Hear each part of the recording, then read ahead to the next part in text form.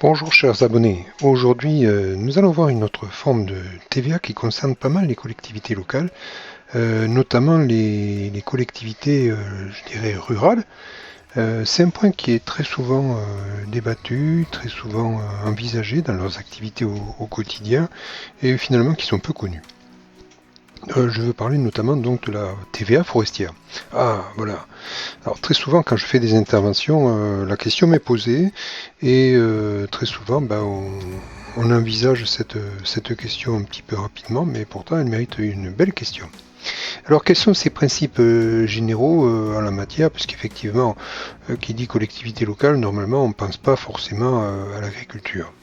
Et pourtant, Dieu sait que vous avez des activités qui peuvent mener par exemple à comment il s'appelle, au développement du tourisme ou des questions qui sont plus d'ordre local.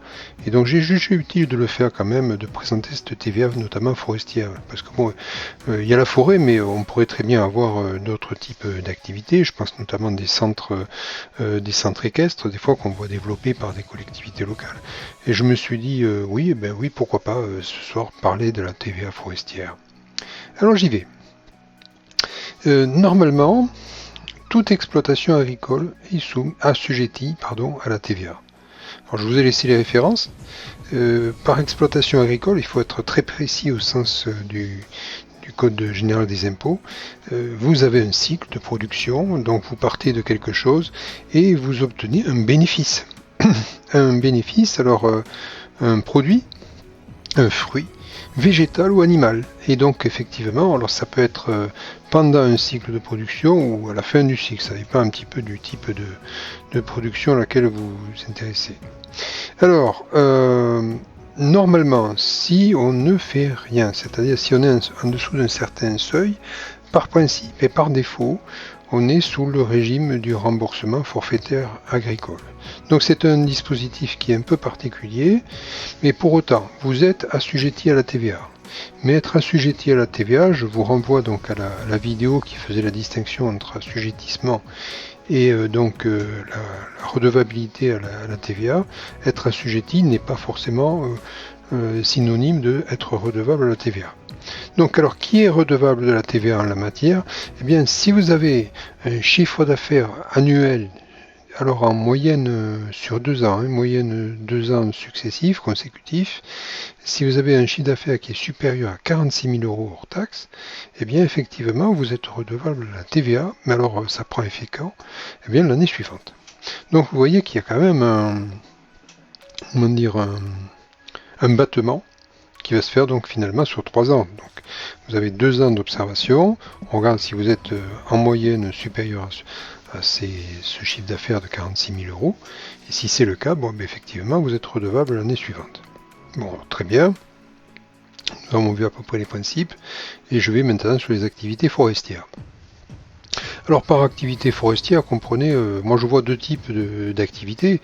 La première c'est la découpe de bois et sa vente à un moment de l'année. Donc c'est souvent des ventes où vous avez des stères de bois qui sont vendus, mais ça peut être aussi des travaux au profit d'exploitants agricoles, des travaux forestiers que vous pouvez réaliser en tant que collectivité locale. Et donc effectivement, ce sont ces 2 aspects que je vais envisager.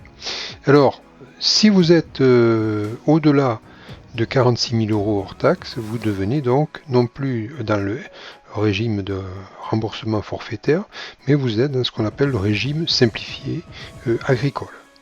Donc là c'est très simple, en dessous de 46 000 euros c'est le remboursement forfaitaire agricole, au-dessus c'est le régime simplifié agricole. Donc, il y a vraiment une différence de base qui apparaît. Alors, ok, on a vu ces 2 régimes. Maintenant, qu'est-ce qu'on fait?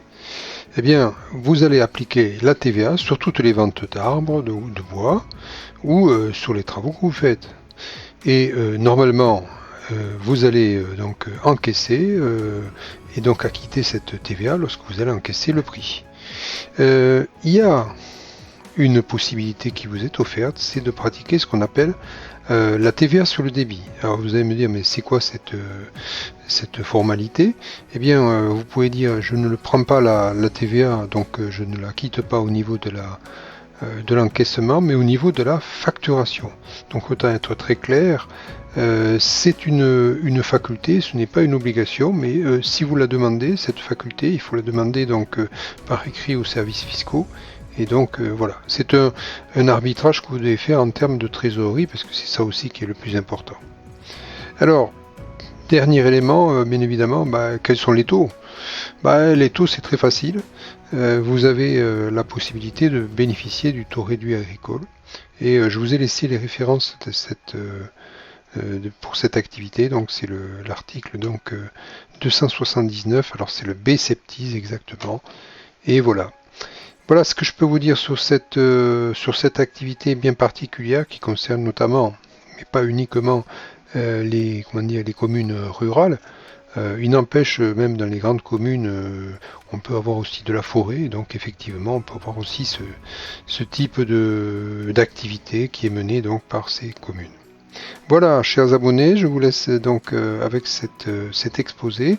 N'hésitez pas à revenir vers moi si vous avez des questions là-dessus. Et sinon, au plaisir de vous retrouver donc à une prochaine séance. Au revoir et surtout, abonnez-vous, abonnez-vous.